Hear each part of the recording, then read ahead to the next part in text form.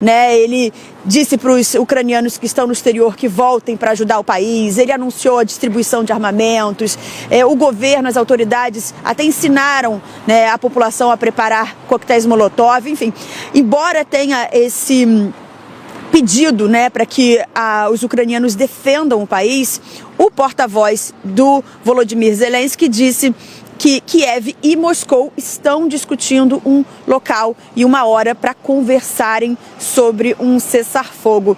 Cris, a gente tem uma arte para mostrar as áreas ucranianas que já foram invadidas realmente, tomadas por tropas russas. Esse mapa é muito impressionante e a gente vê bem ali na área da Crimeia, a área do leste, que é a região separatista, né, de Donbass, Donetsk, Luhansk, bem ali pertinho da fronteira com a Rússia, e também a parte norte, justamente porque tropas russas vieram de Belarus que tinha cedido território para testes, exercícios militares para a Rússia. Então a gente vê no mapa como é que está essa expansão da invasão russa. Agora, Cris, um depoimento pessoal, a gente viu hoje umas imagens que me fizeram lembrar muito 2014, quando eu fui pela primeira vez para Kiev, eu presenciei aquele massacre na Praça da Independência.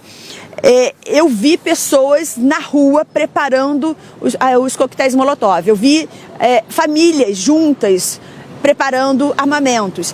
Pessoas tirando, sabe, pedras do chão, das calçadas, para poder criar barreiras, para poder jogar contra, russos que estariam planejando conter essa manifestação que começou pacífica e depois terminou naquela tragédia. Mas eu vi muito de perto como os ucranianos de Kiev são muito pró-Europa e como estão muito dispostos, estavam no passado e agora a gente vê isso claramente, estão dispostos a arriscar a vida para proteger o país, para salvar o país de uma invasão russa. É uma situação diferente do leste, que a gente sabe que tem muita influência da Rússia, muito mais do que a capital ucraniana, né? Na capital ucraniana eu vi isso muito de perto e agora a gente vê novamente como pessoas, famílias inteiras estão dispostas a arriscar a vida mesmo pelo país, e isso dá uma preocupação, né, Cris, muito grande, porque com tanta vontade assim de defender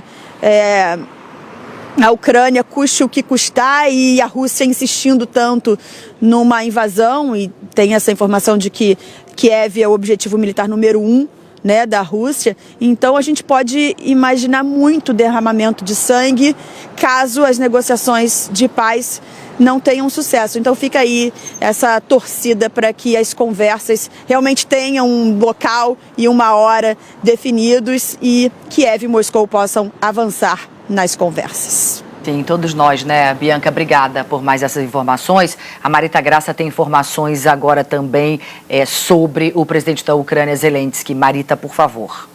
Sim, Cris, ele acabou de tuitar o seguinte, que ele teve uma conversa com o secretário-geral da ONU, Antônio Guterres, e fez os seguintes pedidos. Ele quer que o país agressor, a Rússia, perca o direito ao voto no Conselho de Segurança da ONU. Ele acha que as ações e as declarações da Rússia devem ser qualificadas como genocídio do povo ucraniano. Ele pediu ajuda para o transporte dos corpos dos soldados russos e ele falou tudo isso agora há pouco com o secretário-geral da ONU, Antônio Guterres. Lembrando, né, Marita, que a Rússia, evidentemente, foi o único país que vetou, ontem a gente acompanhou, né, a reunião do Conselho de Segurança da ONU, das sanções, né, que seriam impostas, e a Rússia vetou, evidentemente. Então é importante esse tweet que a Marita trouxe pra gente. E agora a gente vai acompanhar esse novo pronunciamento de Volodymyr Zelensky, que ele fez agora há pouco numa rede social, pronunciamento esse que a Bianca Rotier nos trouxe. Vamos ouvir com a tradução de Dina Tchevertat. Готовність України захищати свою державу, наша солідарність. Prontidão de defender o seu país, solidariedade um com o outro, coragem, quebraram a expectativa dos russos de ocuparem o nosso país. Então isso mostrou que somos fortes, poderosos e corajosos, que nunca darão o nosso país a ninguém e nunca atrairão. Então, justamente nesse período difícil, nós recebemos apoio, amizade de vários países. Durante o dia, por várias horas, eu conversei com líderes dos países europeus. Como resultado, o primeiro-ministro da Itália, Mario Draghi, o primeiro-ministro da Índia, Modi, e também o Erdogan,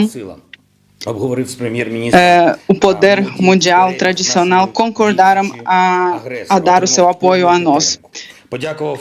E recebemos total apoio a cortar as expectativas e os esforços do nosso inimigo. Todos estão empenhados a manter a integridade territorial e a independência da Ucrânia. O mais importante, proibiram a passagem dos navios russos pelo Mar Negro. Além disso, o nosso bom amigo, o presidente do Azerbaijão, Ilham Aliyev, concordou. Eu o avisei que nos faltam combustíveis e derivados de petróleo. E também, além disso, ele, o Aliyev, junto com Erdogan, eles propuseram a dar esse apoio. Então, agradeço por isso. Além disso, o presidente da Suíça, primeiro-ministro da Grécia e também dos Países Baixos, como resultado de nossas negociações, concordaram em pensar no desligamento da Federação Russa do sistema global do SWIFT. Então, nossos diplomatas também, 24 horas por dia, negociaram e conseguiram tomar essa decisão forte e justa de desligar do mundo global. Isso é um preço concreto que eles pagam por bilhões e bilhões de perdas de vidas e também por essa invasão insidiosa ao nosso país. Além disso, também nesse momento nós vimos conquistas grandes e apoios grandes. Hoje eu conversei com líderes de comunidades, de igrejas religiosas, representante da Igreja Ortodoxa, o metropolita Onufri, também o Sheikh Tamim, o mufti da Ucrânia, o Ravino Yakiv Dublai e também o Papa Francisco, o líder da Igreja Católica. Todos os líderes religiosos rezam por almas dos nossos heróis, rezam por nossos defensores, por nosso país, pela nossa união e pela nossa vitória. Então, isso é muito importante para nós.